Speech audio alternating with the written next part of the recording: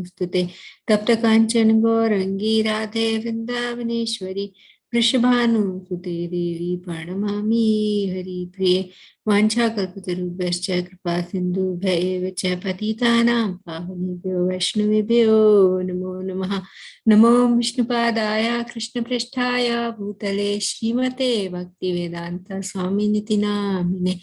नमस्ते सारस्वते देवे गौरवाणी प्रचारिणे निर्विशेषा शून्यवादी पाश्चात्यादेशतारिणे। जय श्री कृष्ण चैतन्य प्रभु नित्यानंदा श्री अद्वैता गदाधर श्रीवासादि गौर भक्तवृंदा। हरे कृष्णा कृष्णा कृष्णा हरे हरे, हरे Ram Ram Ram Hare Hare. Victor's light of knowledge, I offer my respectful obeisances unto him. I offer my respectful obeisances unto all the Vaishnava devotees of the Lord. They are just like desire tree, you can fulfill the desires of everyone. They are full of compassion for the fallen conditioned souls. Mukam karoti vachalam pangum langayate girim yat kripatamaham vande Shri Gurum Taranam. Okay, dear devotees, so we'll continue chapter 18. Verse number, I think 42, Mataji. 42, yeah. Yeah, because I don't have my book near me. So, anybody remembers anything?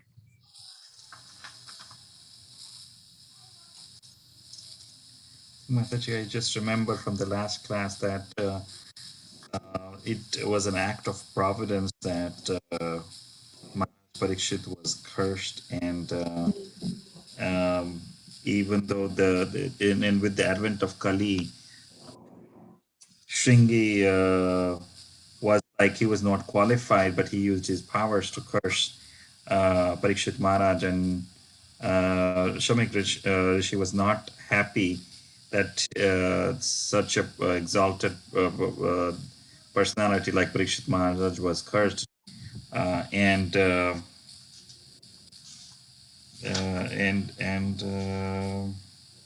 Yeah, the whole, actually, he didn't have culture and he was immature. He had the qualification, he had the power, but he didn't have the culture and he did not have maturity. So because of that, he did speak very abominably to Pariksit Maharaj, and because of him, that is how the whole Brahminical culture completely got broken, right? The Varnashram system got broken because of that.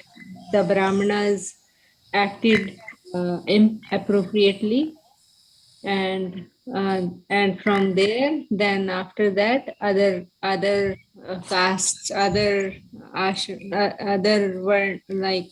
Varna, they also started acting inappropriately. yes. So it started with Brahmana. So it's important, like that's why Srila Prabhupada says that we should cultivate those qualities basically. So he was qualified, he was trained by his able father, but he didn't have the culture and he didn't have the maturity. And in that immaturity, he cursed Pariksit Maharaj. Yeah. So that's what he was. Shamik Rishi is regretting that what kind of a sinful act he has done. And actually, that will of providence, and the reason we understand why this whole thing happened, it is orchestrated by Krishna himself, because Srimad Bhagavatam was to be spoken, Pariksit Maharaj was to go back to Godhead, and Kali was to begin. And also another thing I heard in yesterday, means this weekend, Maharaj's classes were going on humility. So in that one day, the topic was about Pariksit Maharaj.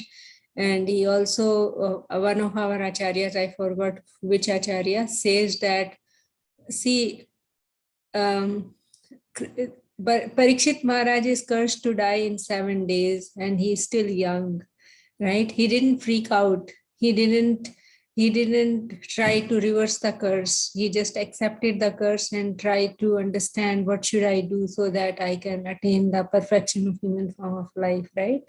So actually, it was also for glorification of Pariksit Maharaj. So we heard in the beginning of this chapter, Sutta Goswami is again bringing the attention back to Pariksit Maharaj, how his birth was glorious, right? That he was protected in the womb of his mother. And then he started relating to his passing away also. So the fourth reason is to bring out glories of Pariksit Maharaj, to make Pariksit Maharaj glorious. This pastime also happens. So 4 reasons.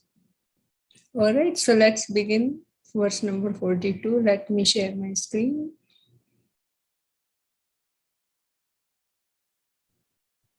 All right. Someone wants to read? I can read, Mataji. Thank you, Prabhu. Thank you, Mataji. Nave nirbir nara devam parakyam samatam arhasi avipakva bodhe yat tejasa durvisa ena gupta vindati bharandi ayukto bhaya praja. Translation by Srila Prabhupada ki jai. Oh my boy, your intelligence is immature, and therefore you have no knowledge that the king, who is the best among human beings, is as good as the Supreme Personality of Godhead. He is never to be placed on an equal footing with common men. The citizens of the state live in prosperity, being protected by his unsurpassable prowess.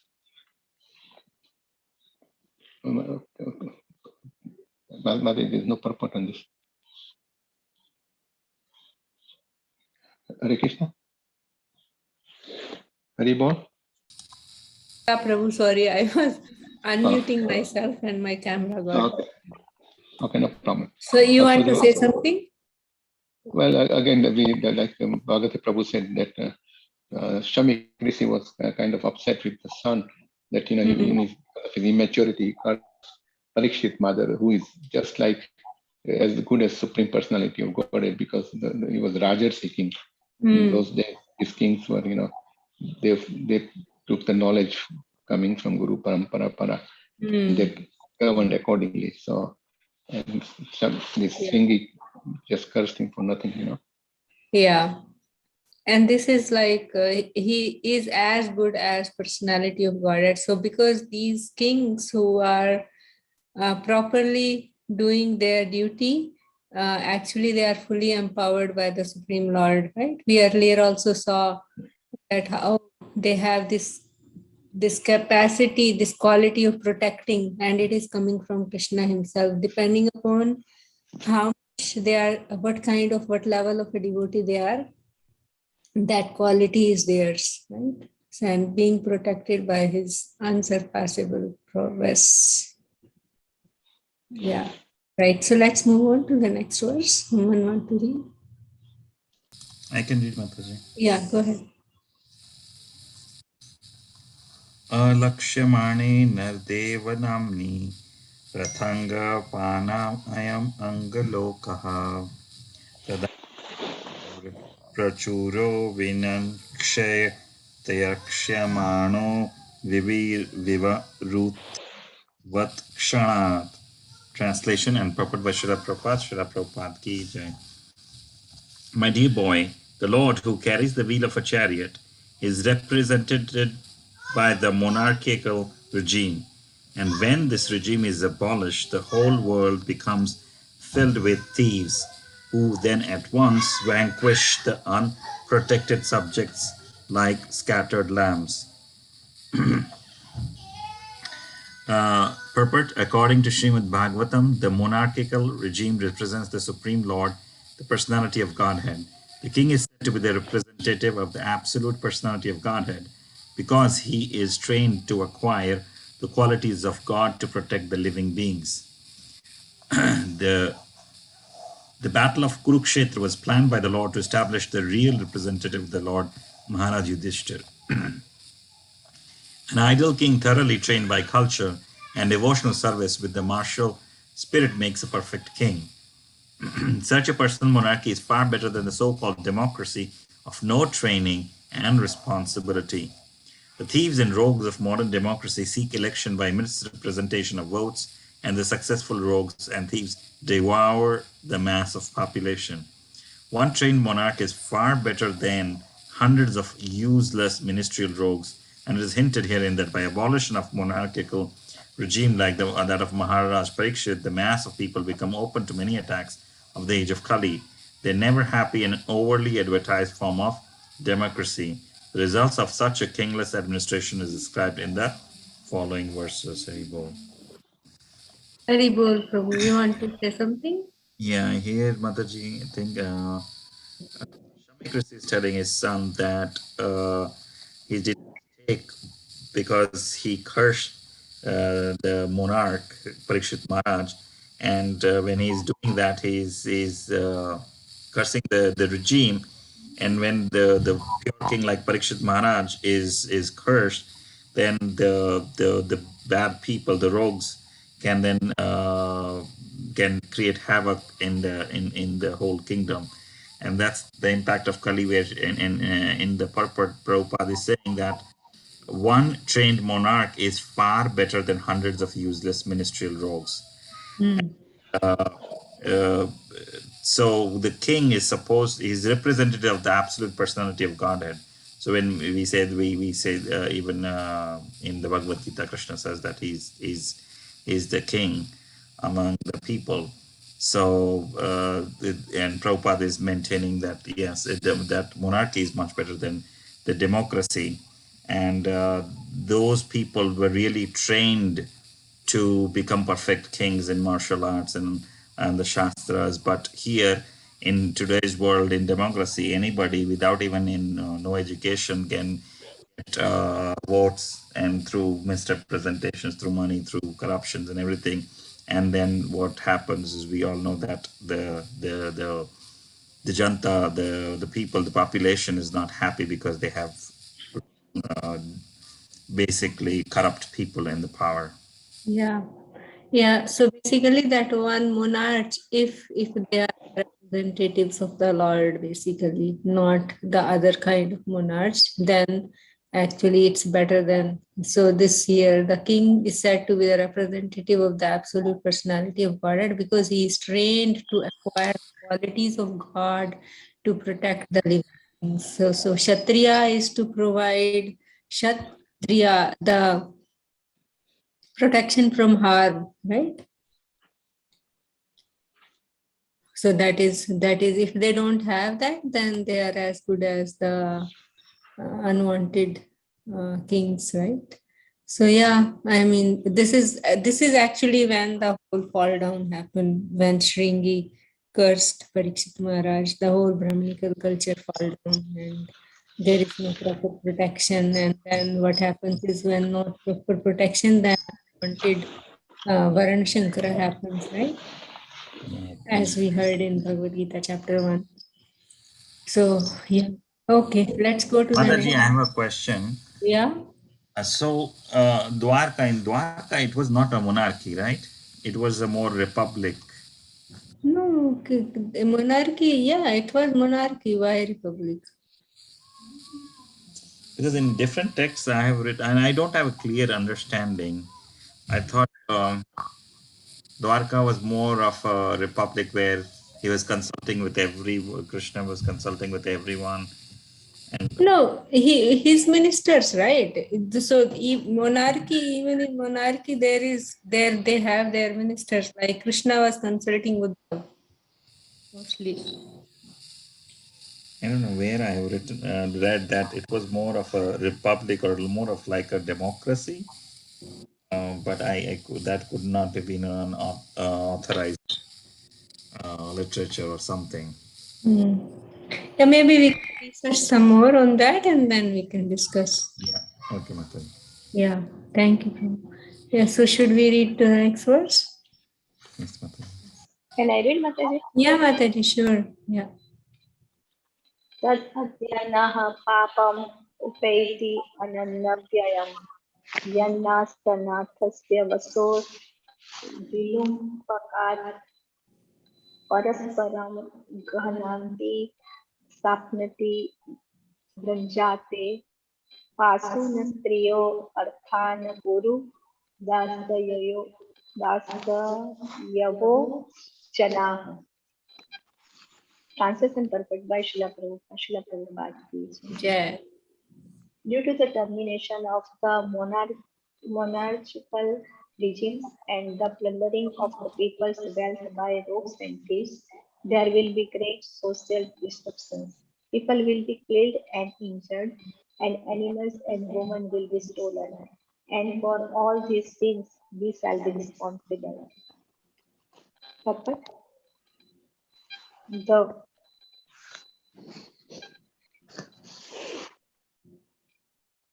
word Nahavi is very significant in this verse. The sage rightly takes the responsibility of the Brahmanas as a community for killing monarchical government and thus giving an opportunity to the so-called democrats, who are generally plunderers of the wealth of the state subjects. The so-called democrats capture the administrative machine without assuming responsibility for the prosperous condition of the citizens. Everyone captures the post for personal gratification, and thus, instead of one king, a number of irresponsible kings grow up to tax the citizens. It is foretold herein that in the absence of good monarchical government, everyone will be the cause of disturbance for others by plundering riches, kids, animals, women, etc. Yeah, Mataji. You want to say something? Yeah, so here Srila Prabhupada saying there is no obvious, because of that curse, the VC said we are the responsible for this end of this monarchical government, and there will be this democracy people. Instead of one, there are 100 of democratic people, and they collect the taxes from the citizens, and there will be so much disturbance in the society. Yeah. So basically it's like, Shamik Rishi was a appropriate person. I mean, he had Brahmanical qualities. That's why he's taking responsibility. Otherwise, people don't even take responsibility of their wrongdoing, right? So Shamik Rishi is real Brahmana. Basically, he has proper Brahmanical qualities, and he is taking the responsibility. So basically, again, the point comes, so when the leaders do wrong, then the whole society has to suffer. So, and all of us have some leadership role, little or big or whatsoever.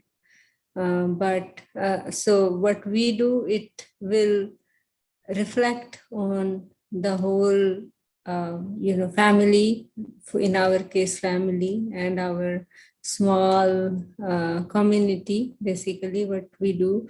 So we have to be very careful that we don't disrupt. If we are not improving, then we should not downgrade things, right? All right, so let's move on. Verse 45. Someone wants to read? Yes, Mataji, I can read. Sure. Give me 1 second, Meera. Yeah. Tadarya. I can read if you are. No, Mataji, no, I want to. Okay.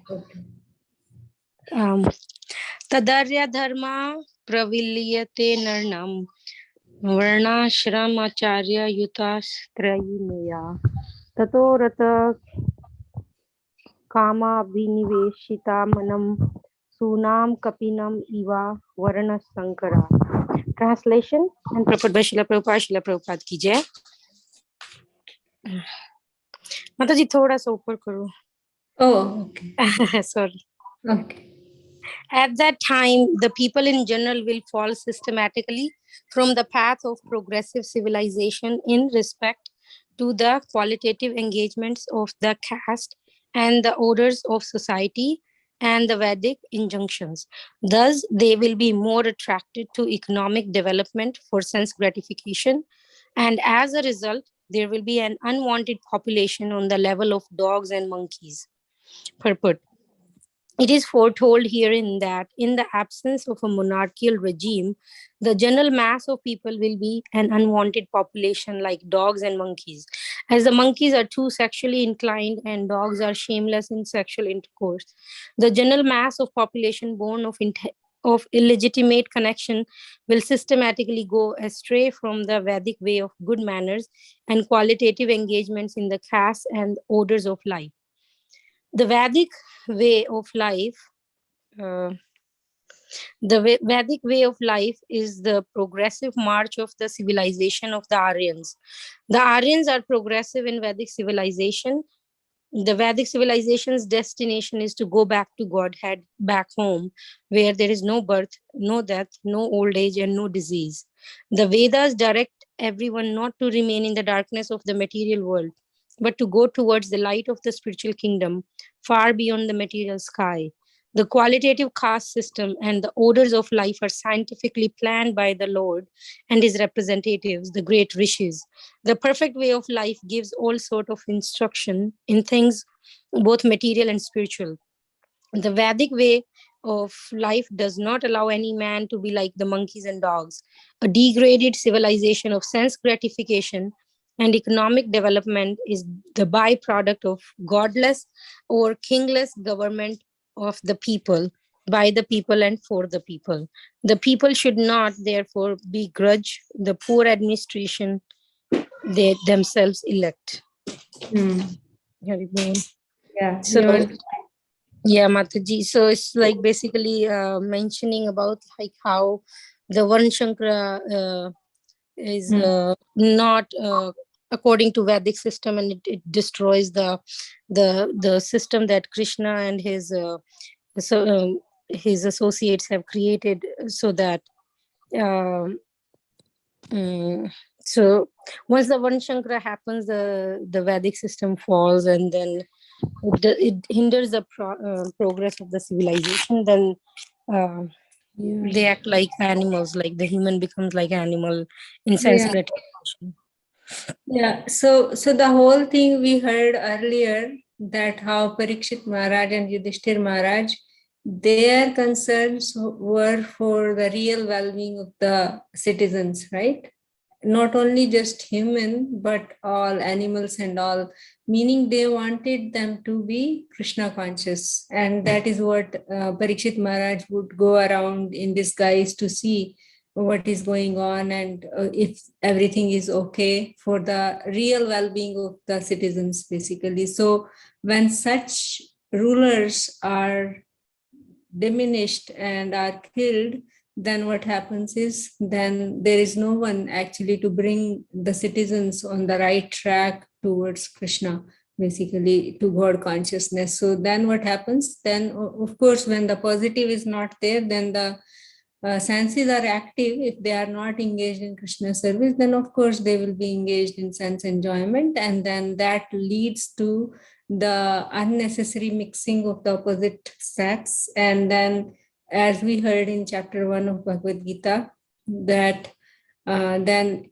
the intercaste thing happens, and people like the progeny that will come, they don't know which religion to follow. And we, so many times we discuss this thing, right? When the father is from different culture, religion, and the mother is from different one, then the kids are completely confused, and there is generally a fight between the parents, that what will the child do, right? So, and that is what is leading to fall down of the Varnashram system, which Krishna has created systematically for the ultimate well-being of all living entities, the human beings, to go back to Godhead, right? So that is completely, we see in Kali Yuga, that is what all is happening. Yeah. So I can read this one. धर्मपालो नरपति सातु सम्राट बृहश्रवः साक्षान् महाभागवतो राजऋषिर्हया मे दयात् श्रुत्रश्रम Yuto दैनो नैवास्मक् चापम् अर्हति Translation and purport by His Divine Grace A.C. Bhaktivedanta Swami Srila Prabhupada ki jai. The Emperor Pariksit is a pious king. He is highly celebrated and is a first-class devotee of the personality of Godhead. He is a saint among royalty, and he has performed many horse sacrifices. When such a king is tired and fatigued, being stricken with hunger and thirst, he does not at all deserve to be cursed. Purport. After explaining the general codes relating to the royal position and asserting that the king can do so wrong and therefore is never to be condemned, the sage Shamik wanted to say something about Emperor Pariksit specifically. The specific qualification of Maharaj Pariksit is summarized herein. The king, even calculated as a king only, was most celebrated as a ruler who administered the religious principles of the royal order. In the Shastras, the duties of all castes and orders of society are prescribed. All the qualities of a Kshatriya mentioned in the Bhagavad Gita 1843 were present in the person of the emperor. He was also a great devotee of the Lord and a self-realized soul. Cursing such a king when he was tired and fatigued with hunger and thirst was not at all proper. Shamik Rishi thus admitted from all sides that Maharaj Pariksit was cursed most unjustly. Although all the Brahmanas were aloof from the incident, still for the childish action of a Brahmana boy, the whole world situation was changed. Thus, Rishi Shamik, a Brahmana, took responsibility for all deterioration of the good orders of the world. So again, the same theme, the glory of Pariksit Maharaj, that even if he didn't have these qualities, still the king should not be cursed like that. But he doesn't even have the qualities of a Kshatriya, not only just the qualities of a Kshatriya, but he is a pure devotee of the Lord, and he is working towards the real well-being of the living entity, right, of the citizens of his kingdom. So here in 1843, Krishna describes the quality of a Kshatriya. Shoryam tejo dhritirdakshyam yuddhe chapi aplayanam danam ishwar bhavascha shatram karma swabhavajam. Heroism, power, determination, resourcefulness, courage in battle, generosity, and leadership are the natural qualities of work for the Kshatriyas. And in previous, like not in this chapter, previous chapters, we heard all these qualities. And when Pariksit Maharaj was born, at that time when Yudhishthir Maharaj asked the horoscope asked the astrologer for his horoscope, at that time also all these qualities were described in detail, right? So that was the perfect king, and one little immature Brahmana became the cause of the fall down of the whole Varnashram system, starting with Brahminical culture. All right, so let's move on to the next one. Someone would like to read? I can read, Mataji. Yeah. Apapesu bhutesye yesu balena pakva buddhina papam kartam tad bhagavan sarvatma shantum arhati. Translation purport by Srila Prabhupada ki jai. Then the Rishi prayed to the all-pervading personality of Godhead to pardon his immature boy, who had no intelligence and who committed the great sin of cursing a person who was completely free from all sins, who was subordinate, and who deserved to be well protected, Purport by Srila Prabhupada ki jai. Everyone is responsible for his own action, either pious or sinful. Rishi Shamika could foresee that his son had committed a great sin by cursing Maharaja Pariksit, who deserved to be protected by the Brahmanas, for he was a pious ruler and completely free from all sins because of his being a first-class devotee of the Lord. When an offense is done onto a devotee of the Lord, it is very difficult to overcome the reaction. The Brahmanas, being at the head of social orders, are meant to give protection to their subordinates and not to curse them. There are occasions when a Brahmana may furiously curse some subordinate, Kshatriya, Vaishya, etc. But in the case of Maharaj Pariksit, there was no grounds, as already explained. The foolish boy had done it out of sheer vanity in being a Brahmana's son, and thus he became liable to be punished by the law of God. The Lord never forgives a person who condemns his pure devotee.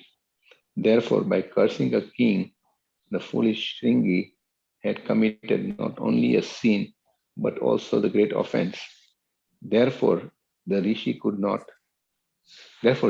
could foresee that only the Supreme Personality of Godhead could save his boy from his sinful act. He therefore directly prayed for pardon from the Supreme Lord, who alone can undo a thing which is impossible to change.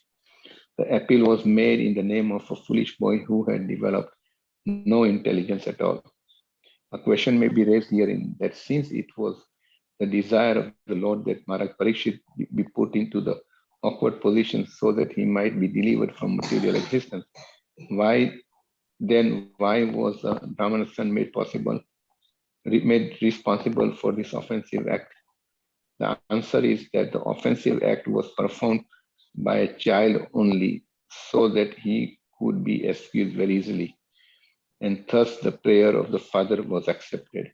But if the question is raised, why the Brahmana community as a whole was made responsible for allowing Kali into the world affairs, the answer is given in the great Varaha Purana, that the demons who acted inimically towards the personality of Godhead, but were not killed by the Lord, were allowed to take birth in the families of Brahmanas to take advantage of the age of Kali.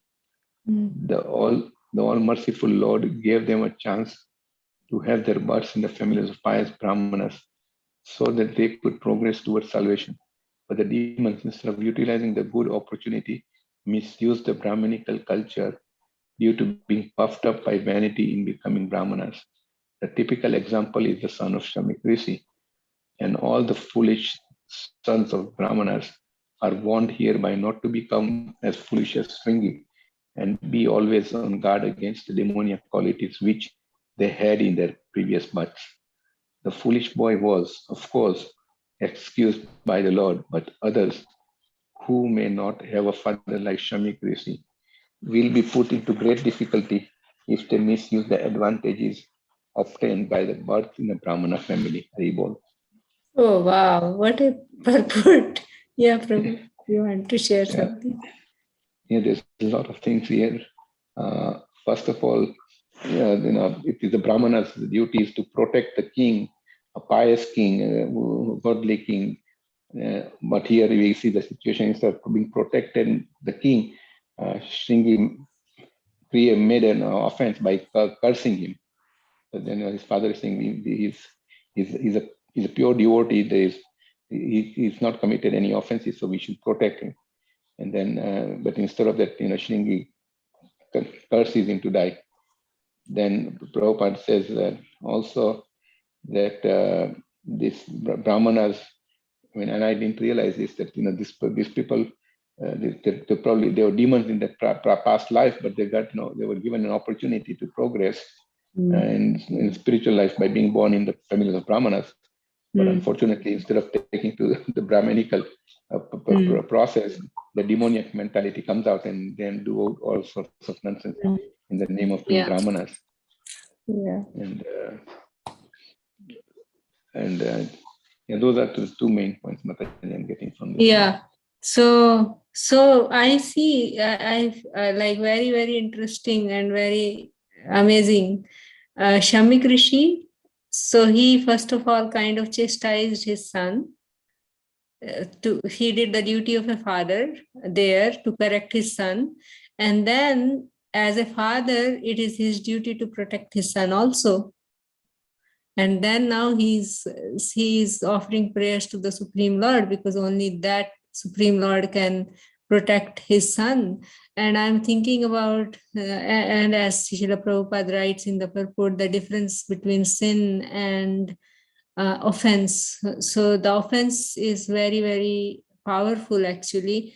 And because of offense, our devotional service gets it's like hati mata prad basically, right? Just like we take bath and we just again cover ourselves in mud. So offense is like that. So our devotional creeper gets stopped. The growth of our devotion, creeper of our devotion gets stopped by offense. So and we know from the story of Ambarish Maharaj and Durvasa Muni that even Vishnu will not forgive the offense that we commit for a devotee, towards a devotee. So only the devotee to whom we have committed an offense, that devotee only can pray for us to the Lord to release us. That's what happened in Ambarish Maharaj's case, right?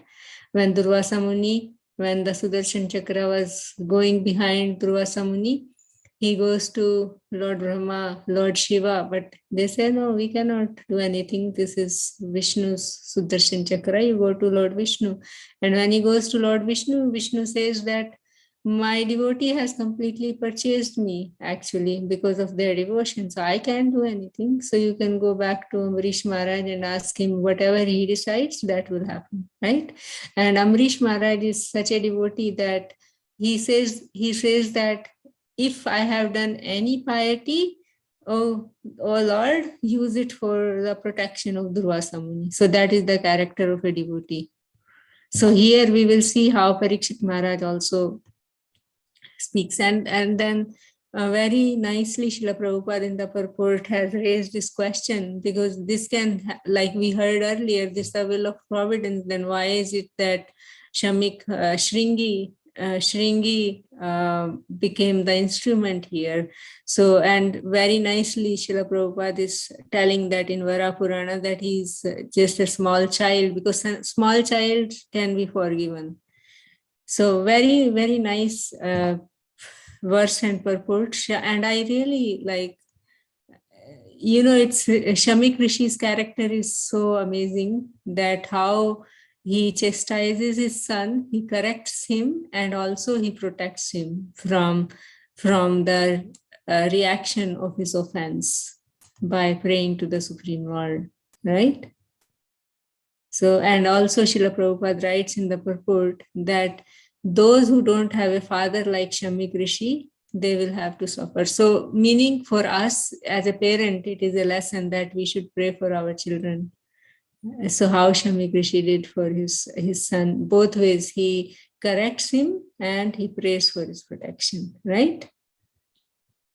Very instructive character of Shamik Rishi here. Okay, so should we do one more? Yes, Mataji, we can do one. Yeah, this is small, not big. I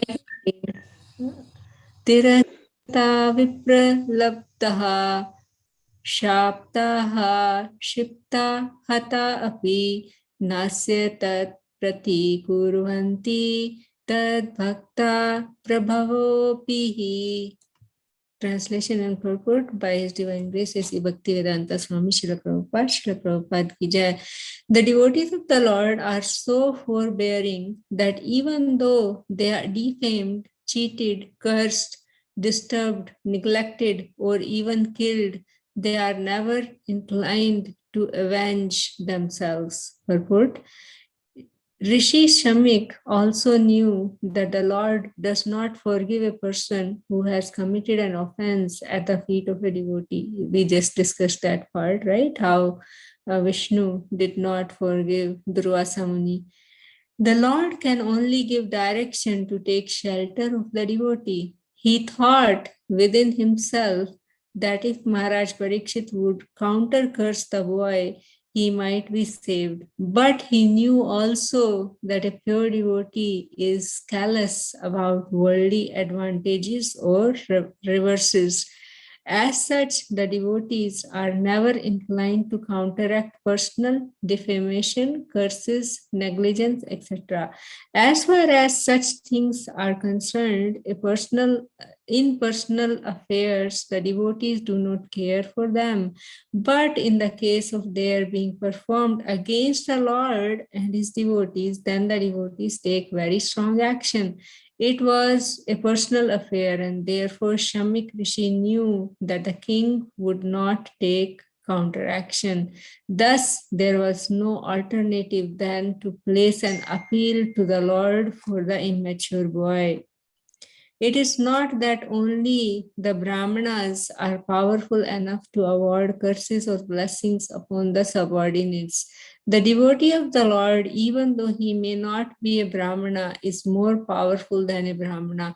But a powerful devotee never misuses the power for personal benefit. Whatever power the devotee may have is always utilized in service towards the Lord and his devotees only. Very, very beautiful. Wow, amazing. Um, so we see the character of Parikshit Maharaj. We see that what qualities a devotee should have.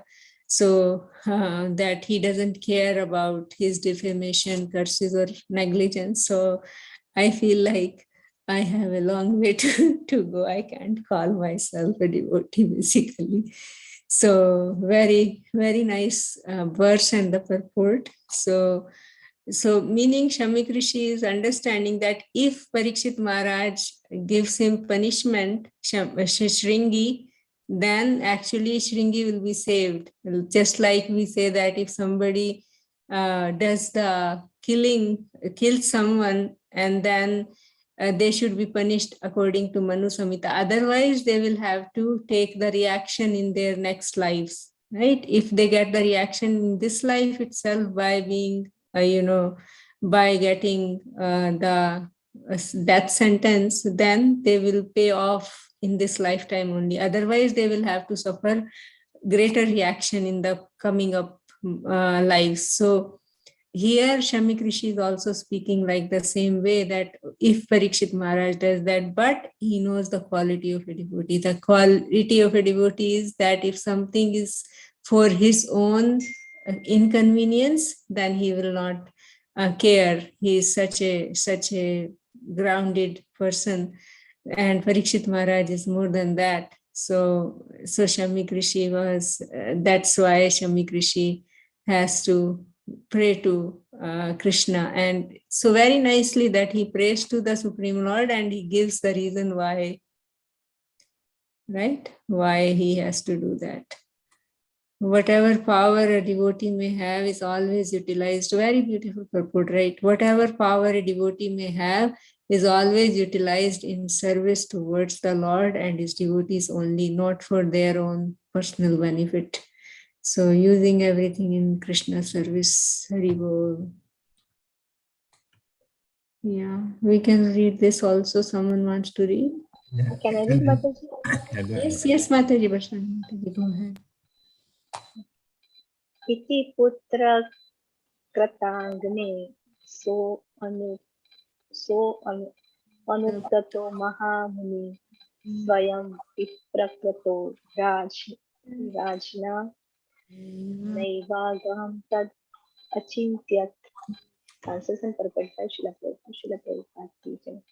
The sage thus regretted the sin committed by his own son. He did not take the insult paid by the king very seriously. Perfect. The whole incident is now cleared up.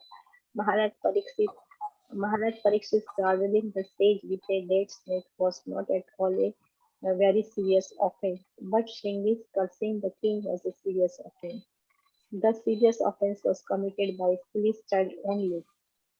Therefore, he deserved to be pardoned by the Supreme Lord, although it was not possible to get free from the silken reaction. Maharaj Pariksit also did not mind the curse offered to him by foolish Brahmana. On the contrary, he took full advantage of the awkward situation, and by the great will of the Lord, Maharaj Pariksit achieved the highest perfection of life through the grace of Srila Sukadeva Goswami. Actually, it was the desire of the Lord, and Maharaj Pariksit, Rishi Samit, and his son Swingi were all instrumental in fulfilling the desire of the Lord. So none of them were put into difficulty because everything was done in relation with the Supreme Person. Very Yeah, good. Yeah, Mataji. You want to say something, yeah. Mataji? So it's such a wonderful purpose. Srila Prabhupada wrote, the Maharaj Shindi cursed Parikshit Maharaj, and they all are the instrument of the Lord.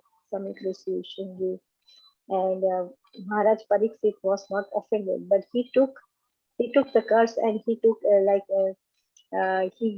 he got a great advantage of that those curse and got a highest perfection of life by Sukadeva Goswami. Mm. Yeah. Yeah, very beautiful, no, Mataji? Yes, yes, He regretted the son committed by his own son.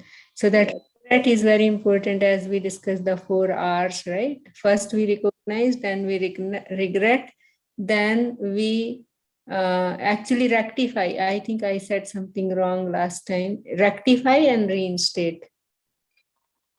Yeah, so I think I said reinforce and reinstate, something like that. Rectify and reinstate. So I was also thinking one more thing here, that okay, Parikshit Maharaj did that action, right?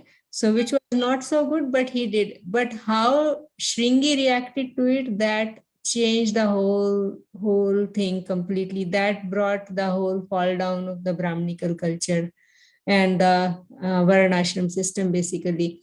So it's very important to not react but respond properly. Actually, when there is a reversal in life, and when there is a situation that is not happy kind of a situation, when it is a disturbing situation, then instead of reacting like Shringi, we really need to reflect, think properly, and see what will be the outcome of the way I respond or react to that. So Shringi reacted immaturely and without culture, basically. So we really need to be very careful when we respond. Means we should not react, we should respond. We should pause, think what will be the consequence of my action, and then we should respond to the situation instead of reacting. So that is what I kind of felt when Mataji was reading this purport. Right? Okay. Oh, this is last. We can complete the chapter quickly. Someone wants to read? Yes, I can read Mataji. Yeah, go ahead, Prabhu. Prayasho sadhavo loke द्वन्द्वेषु योजितः न व्यथन्ति न हृष्यन्ति यत आत्मा गुणाश्रयः. Translation and purport by Srila Prabhupada. Srila Prabhupada ki jai. Generally, the transcendentalists, even though engaged by others in the dualities of the material world, are not distressed, nor do they take pleasure in worldly things, for they are transcendentally engaged. Purport: the transcendentalists are the empiric philosophers, the mystics, and the devotees of the Lord. Empiric philosophers aim at the perfection of merging into the being of the Absolute. Mystics aim at perceiving the all-pervading Supersoul, and the devotees of the Lord are engaged in the transcendental loving service of the personality of the Godhead. Since Brahman, Paramatma, and Bhagwan are the different phases of the same transcendence, all these transcendentalists are beyond the three modes of material nature. Material distresses and happinesses are products of the three modes, and therefore the cause of such material distress and happiness have nothing to do with the translators. The king was a devotee and the rishi was a mystic. Therefore, both were unattached to the accidental incident created by the supreme will. Their playful child was an instrument in fulfilling the Lord's will. Thus ends the Bhaktivedanta purport of the first canto, 18th chapter of the Srimad Bhagavatam, entitled Maharaj Pariksit cursed by a Brahmana boy. Hari Bol. Yeah. Yes, Prabhu, you want to say something? Yeah, so again here, even though such a big thing has happened, because Yeah. Pariksit and Shamik Rishi were transcendentalists, they were not at all distressed. They understand the gravity of it, but they are not attached to the material modes of nature. They are beyond it, because Parikshit Maharaj was a pure devotee of the Lord, and Shamik Rishi was a mystic. He was more into looking at meditating on the Paramatma feature. So they're not tracked, or they're not distressed. So here Prabhupada has mentioned that all three the three types of people who are into the worship or the meditating on Brahman, Paramatma, or this the personal feature of the Lord are beyond the three modes of material nature. Yeah. Yes, Prabhu. Yeah, very, very, very instructive. This whole chapter is so amazing that neither of them, even though he corrected his son and he prayed for his son, and Parikshit Maharaj, we will see how Parikshit Maharaj reacts. So we know that in the previous verses, when he did garland him and then he came home, he reflected on that he had done something wrong, right? That Yes, Mataji. about recognition, regret, and then rectify and reinstate, reinforce, basically. Yeah.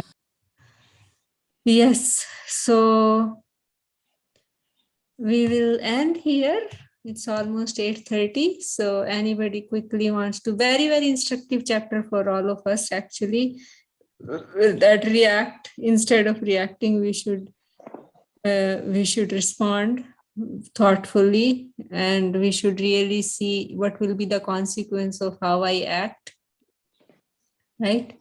So tomorrow, should we continue with 19th chapter, or you all want a break? I don't know. I mean, I'm okay either way.